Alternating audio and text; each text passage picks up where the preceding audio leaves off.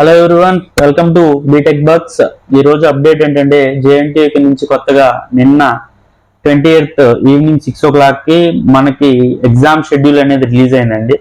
So 1-1 వచ్చేసరికి 19 జనవరి 2026 నుంచి 24 జనవరి 2026 వరకు జరుగుతుంది.